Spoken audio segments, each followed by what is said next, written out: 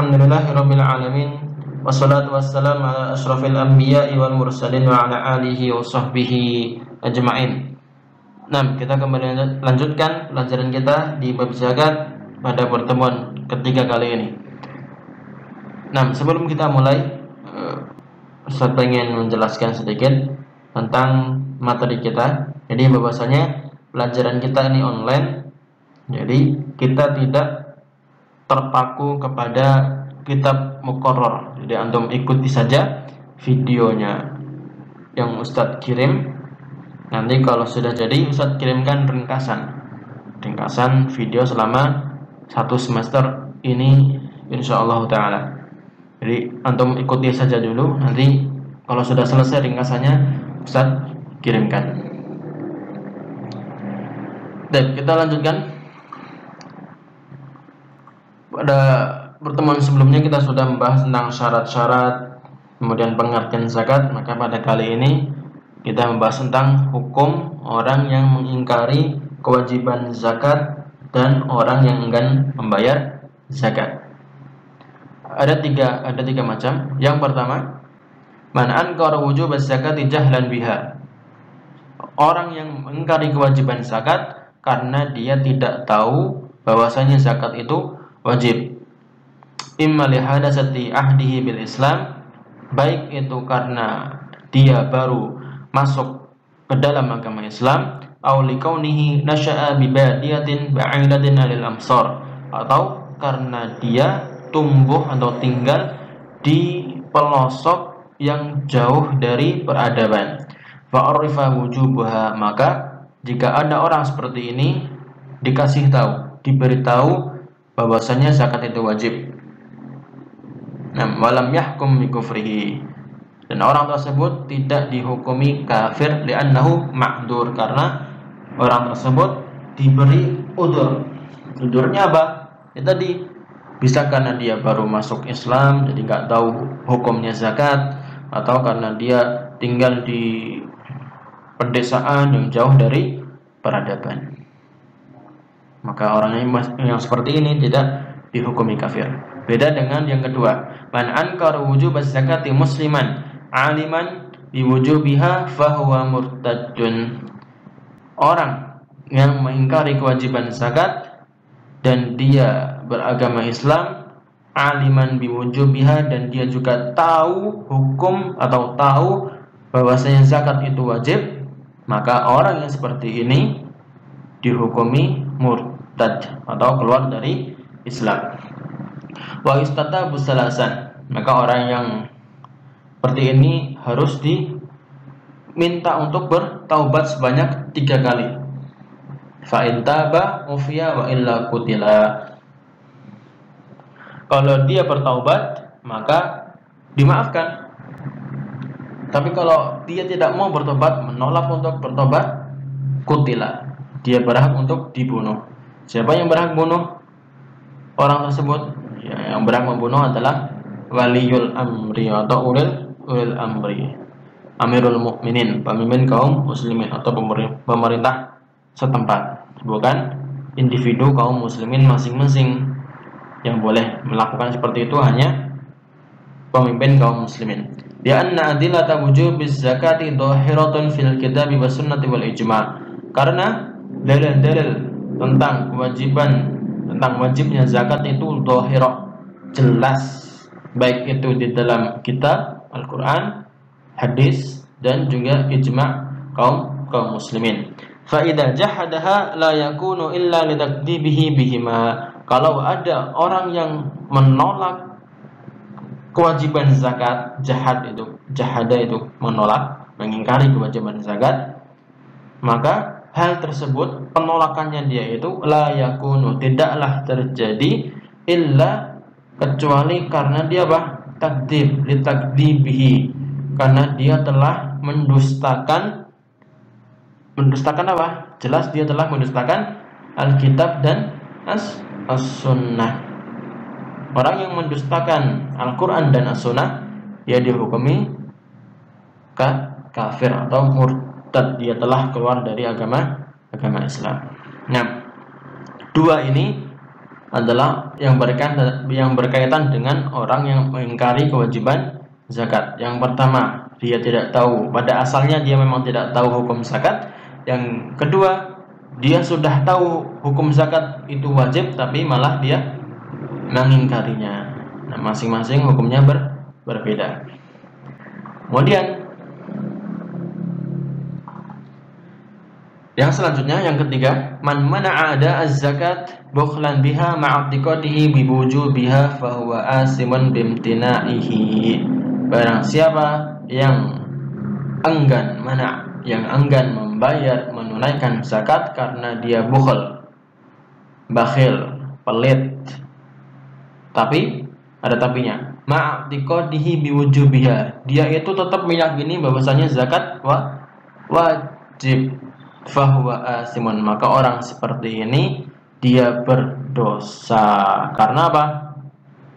Bimtinaihi. Maka dia berdosa disebabkan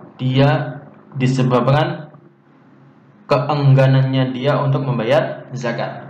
Wala yukhrijuhu dzalika 'anil Islam, dan tidak mengeluarkan hal tersebut, tidak mengeluarkan dirinya dari agama Islam. Kenapa? Ya anna zakat far'un min furu'id din, karena zakat termasuk cabang dari cabang-cabang agama.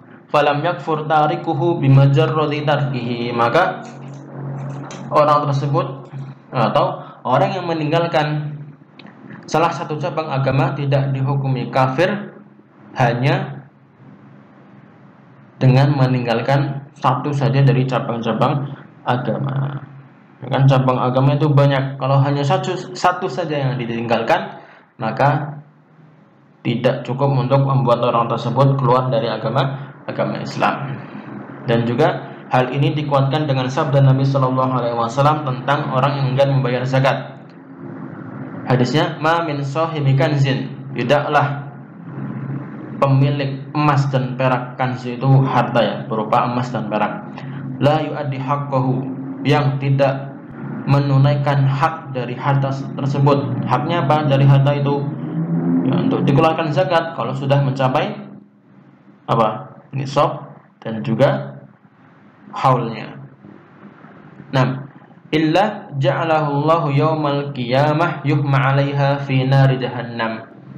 Nah, kecuali nanti pada hari kiamat Allah akan kumpulkan hartanya itu yang berupa emas dan perak itu, Allah kumpulkan, kemudian yuhma 'alaiha fi nari jahannam. Harta tersebut dipanaskan di mana? Di api neraka jahanam. Dikumpulkan, dipanaskan sampai mendidih, meleleh emas dan peraknya itu.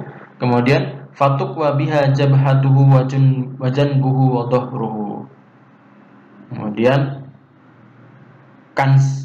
emas dan perak yang sudah panas tadi disetrikakan ke jabhah, kepala, kemudian ke perutnya, kemudian ke punggungnya. Jadi dihimpit oleh hartanya yang panas tadi itu, yang sudah dipanaskan oleh Allah di neraka jahanam. Kemudian diulang-ulang terus seperti itu sampai kapan? Hatta yaqdiyallahu ta'ala baina ibadihi, sampai Allah memutuskan perkaranya di antara para hamba-hambanya. Kemudian setelah putus, summa yara sabilahu imma ilal jannah wa imma ilan nar. Kemudian dia nanti bisa melihat jalannya, apakah dia akan ke surga atau dia akan ke neraka. 6. Law kana kafiran lima kana lahu sabilun ilal jannah wa hadha tukhadhu minhu zakata qahran ma'at ta'zir. Kalau seandainya orang yang enggan membayar zakat itu kafir, maka di sini tentu saja tidak disebutkan kata-kata summa yara sabilahu imma ilal jannah wa imma ilan nar. Di sini Allah beri pilihan dia, atau Rasul katakan di sini bahwasanya Allah memberikan pilihan kepada orang yang enggan membayar zakat itu dua pilihan, baik ke surga atau ke neraka. Jadi di sini menunjukkan bahwasanya orang tersebut masih muslim karena ditunjukkan kepada dia jalan ke surga. Tapi kalau dia kafir, tentu saja tidak perlu ditunjukkan, langsung saja masuk ke neraka. Nah, kemudian orang yang seperti ini tu'khadhu minhu zakata qahran. Tu'khadhu minhu zakatu qahran. Zakat tetap diambil darinya dengan qahr, secara paksa ma'at ta'zir. Dengan juga takzir. Takzir itu hukuman. Hukumannya sesuai kebijakan ulil amri di setiap tempat. Nah, itu tadi tentang hukum orang yang mengingkari kewajiban zakat dan orang yang enggan membayar zakat. Kalau dua yang pertama tadi, yang pertama adalah murtad. Yang pertama dia tidak kafir dan juga tidak berdosa. Kemudian yang kedua dia murtad. Kemudian yang ketiga dia berdosa. Oke. Kemudian sekarang kita pindah ke ahlus zakah. Ahlus zakah siapa itu? Orang yang berhak menerima zakat. Orang yang berhak menerima zakat semuanya terkumpul dalam firman Allah Subhanahu wa taala, "Innamas shadaqatu lil fuqara wal masakin wal 'amilina 'alaiha wal mu'allafati qulubuhum wa fir riqabi wal gharimina wa fi sabilillahi wa ibnis sabil fariidatan minallah wallahu 'alimun hakim." Nah, ada 8, kita jelaskan satu persatu. Yang pertama, lihat lil fuqara, innamas shadaqat, sesungguhnya sedekah itu, zakat itu untuk siapa? Fuqara. Fuqara adalah jamak dari fakir. Siapa itu fakir? Man laisa ladaihi ma yasuddu hajatahu wa hajata mayyu'awil. Nah, fakir adalah orang yang tidak bisa menutup kebutuhannya dan kebutuhan orang yang bersandar kepadanya. Jadi misalnya ada seorang ayah, dia punya istri, punya anak, dia tidak bisa memenuhi kebutuhan dirinya sendiri dan juga kebutuhan orang yang dia tanggung, istri dan anaknya. Kemudian berapa kadar seseorang itu dikatakan fakir? Nah, kadarnya ini bi alla yajida syai'an, dia tidak mendapatkan sama sekali sesuatu untuk menutupi kebutuhannya. Jadi benar-benar penghasilannya itu nol, nggak punya penghasilan. Atau yajida aqalla min nisfil kifayah, atau dia hanya mendapatkan kurang dari aqall, lebih sedikit dari setengah kifayah. Bagi kifayah kecukupan atau kebutuhan. Jadi dia hanya bisa mencari nafkah kurang dari setengah kebutuhannya. Jadi misalnya kebutuhannya itu satu hari misalnya 50 ribu. Kemudian dia untuk satu keluarga ya, untuk dia dan anak istrinya juga.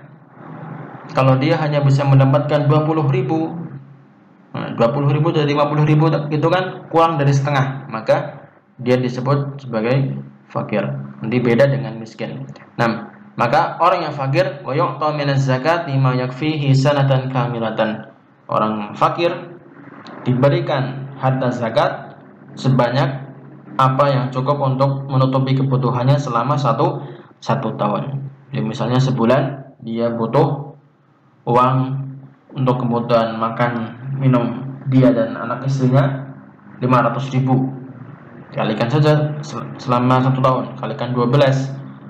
Berarti ada 500 ribu kali 12, berarti ada sekitar 6 juta rupiah. Jadi 6 juta rupiah dia diberikan untuk orang fakir dari harta zakat. Kemudian yang kedua adalah miskin. Ini innamas shadaqatu lil fuqara'i wal masakin. Masakin jamak dari miskin. Wa huwa man yajidu nisfa kifayatihi aw aksar minan nisfi. Orang yang mendapatkan setengah kebutuhan atau lebih dari setengah. Baik, kalau fakir tadi kan kurang dari setengah. Ini lebih dari setengah, jadi setengah ke atas. Jadi kita misalkan tadi kan 50 ribu. Kemudian dia mampu menghasilkan sehari itu misalnya 30 ribu. 30 ribu itu kan sudah lebih dari setengahnya 50 ribu. Maka dia dikategorikan orang yang miskin. Maka orang seperti ini juga sama diberikan harta zakat untuk mencukupi kebutuhannya selama satu tahun. Kemudian yang ketiga, al-amil 'alaiha, orang yang bekerja di zakat. Siapa itu? Al-amil 'alaiha wa huwa man yab'asuhul imam li jibayatis shadaqah. Itu orang yang diutus oleh imam muslimin untuk jibayah, mengumpulkan zakat. Maka fayu'tihil imam ma yakfihi muddata dhahabihi wa iyabihi walau kana ghaniyan. Maka imam memberikan upah kepada amil 'alaiha ini sebanyak apa? Ma yakfihi muddata dhahabihi, sebanyak ongkos yang dia keluarkan untuk pergi dan pulang. Dhahab wa iyab, dhahab itu pergi, iyab itu pulang, selama dia mengumpulkan zakat. Walau kana ghaniyan, walaupun amil tersebut adalah orang kaya, tetap dikasih.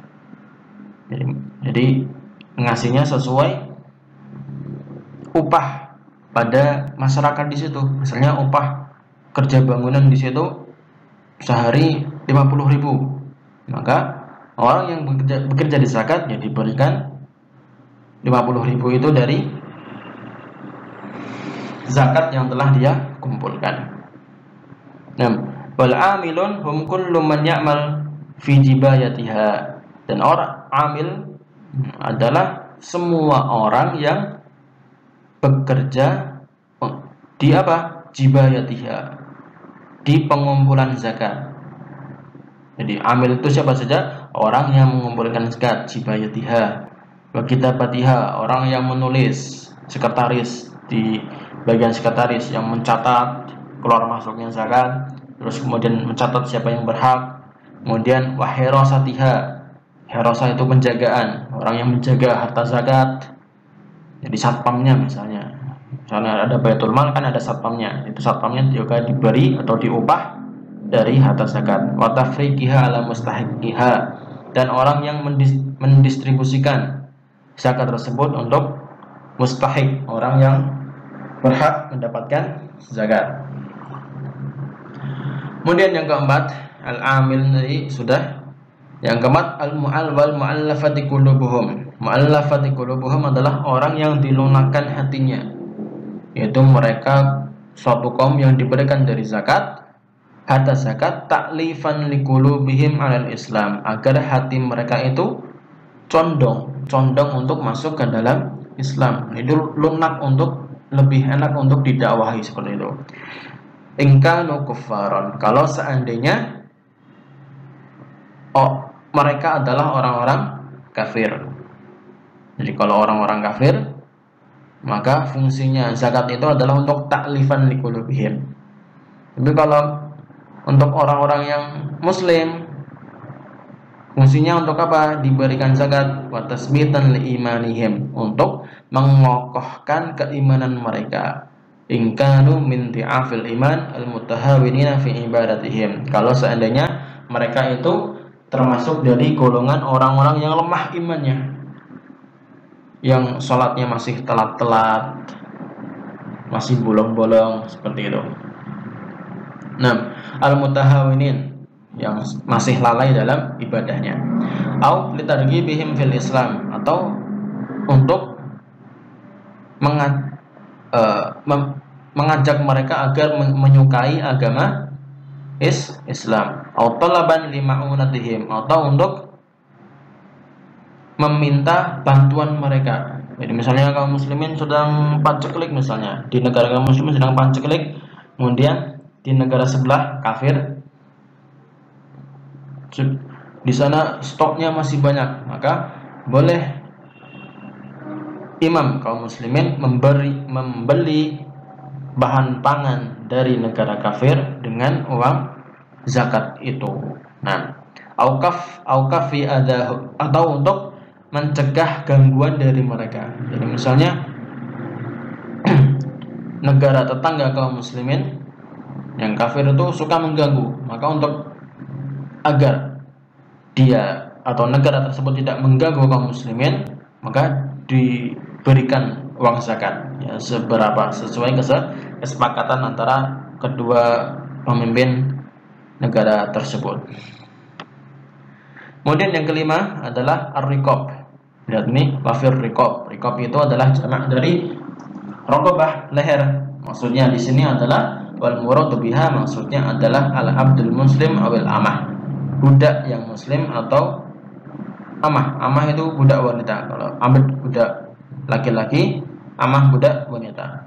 Wa yushtara min malis zakati wa yu'tak. Maka budak yang muslim bagi laki-laki maupun perempuan boleh dibeli kemudian dibebaskan oleh imam kaum muslimin menggunakan harta apa? Ya, menggunakan harta zakat tersebut. Nah, au yakunu mukataban, atau budak tersebut sedang mukatab. Apa itu mukatab? Sudah kemarin kita jelaskan ya pada pertemuan pertama.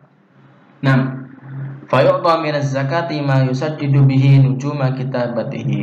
Jadi untuk menjelaskan mukatab, untuk bisa ulang video sebelum ini, kita bisa tonton lagi apa itu mukatab. Maka mukatab boleh diberi harta zakat yang ma yusaddidu bihi nujuma kitabatihi, apa yang bisa menutupi kekurangan dari harta, kekurangan dari mukatabnya itu. Jadi misalnya mukatab itu kan budak yang ingin menebus dirinya sendiri dengan membayar dari uangnya dia sendiri. Jadi dia bekerja untuk membebaskan dirinya sendiri. Misalnya bisa contohkan budak tersebut harus membayar 100 juta kepada majikannya agar dia bebas. Misalnya dia sudah mencicil sebulan misalnya 1 juta tiap bulan, kemudian ada zakat, maka sisanya misalnya mukatab ini sudah membayar 20% dari total biaya mukatabnya. Jadi mukatabnya 100 juta sudah dia bayarkan misalnya 30 juta, kemudian sisanya 70 juta dibayarkan atau diberikan dari uang zakat jika ada sebanyak itu. Tapi kalau tidak ada ya sebanyak yang diberikan oleh Amirul Mukminin. Nah, waqadal asir al muslim yafukku minal a'da min malis zakah, dan juga tawanan kaum muslimin,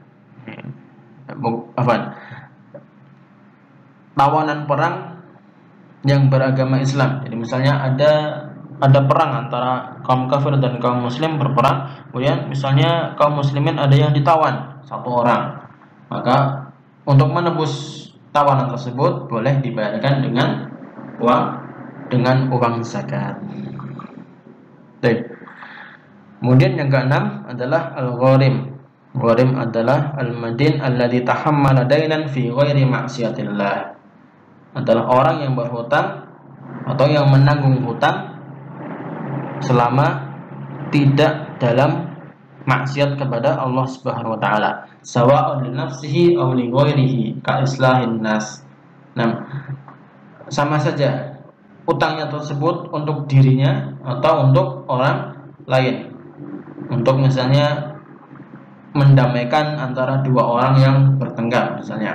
Fahada yu'ta minaz zakati ma yusaddidu bihi dainahu. Maka al-gharim ini boleh diberikan dari harta zakat sebanyak apa yang yusaddid, apa yang bisa menutupi hutangnya atau melunasi hutangnya tersebut. Fal gharim yu'ta minaz zakati wa in kana ghaniyan. Dan gharim tetap diberikan uang zakat walaupun dia adalah orang yang kaya raya. Kemudian yang selanjutnya, yang ketujuh adalah fi sabilillah wal muradu bihi al-ghazzah. Fi sabilillah adalah orang yang berperang, ghazzah fi sabilillah, orang yang berjihad di jalan Allah. al-mutatawwi'una alladzina laisa lahum ratibun fi baitil mal. Al-mutatawwi'un adalah prajurit-prajurit yang siap mati, atau kita katakan al-mutatawwi'un itu tentara sukarela. Jadi mereka itu tidak digaji. Laisa lahum ratib, mereka tidak punya gaji upah dari Baitul Mal. Jadi mereka dibayarkan melalui apa nanti? Ya dibayarkan dari uang zakat. Fayu'tauna minaz zakat sawa'un akanu aghniya am fuqara. Mereka diberikan dari uang zakat walaupun mereka sama saja, baik mereka orang kaya maupun orang fakir. Dan masuk fi sabilillah ini juga siapa? Para penuntut ilmu, karena mereka juga sedang berjihad. Kemudian yang terakhir adalah ibnu sabil, wa huwal musafir al-munqati an baladihi alladhi yahtaju ila mal. Ibnu sabil adalah musafir yang al-munqati, yang jauh atau terputus dari negaranya. Jadi dia di tengah perjalanan hendak kembali ke negaranya, dia kehabisan bekal, munqati, kehabisan bekal. Maka dia tentu saja yahtaj ilal mal, dia butuh kepada harta untuk melanjutkan liwasila as-safar ila baladihi, untuk melanjutkan safarnya kembali ke negara asal. Idza lam yajid man yakruduhu, kalau seandainya dia tidak mendapati orang yang mau menghutanginya, maka boleh dia diberikan harta zakat secukupnya agar dia sampai kembali ke negara asal. Nah, jadi itu tadi kesimpulannya. Ahli zakah atau yang berhak menerima zakat ada 8 golongan. Yang pertama ada fakir, ada miskin, kemudian ada al-amil 'alaiha, mu'allafati qulubuhum, ada al-abdul muslim atau al-amatul muslimah, ada al-gharim yang berhutang atau yang bangkrut gitu. Fi sabilillah itu tadi masuk ke dalamnya ada orang yang berjihad dan ada yang talabul ilmi, orang yang menuntut ilmu. Kemudian yang terakhir ada ibnu sabil, musafir yang kehabisan bekal. Kalau musafirnya tidak kehabisan bekal, maka tidak perlu dikasih uang zakat. Jadi urut dari fakir dulu, kemudian miskin, amil dan seterusnya. Kalau bisa urut. Tapi kalau tidak urut, misalnya fakir nggak ada, adanya miskin ya miskin. Nggak perlu dicari fakir mana fakir, tidak perlu. Biasa adanya di daerahnya dia itu, kalau adanya miskin ya miskin. Itu saja. Itu saja yang bisa sampaikan. Kurang lebihnya mohon maaf. Sallallahu alaihi Muhammadin wa ala alihi wasallam. Jika ada pertanyaan silahkan ditanyakan di kolom komentar. Barakallahu fikum.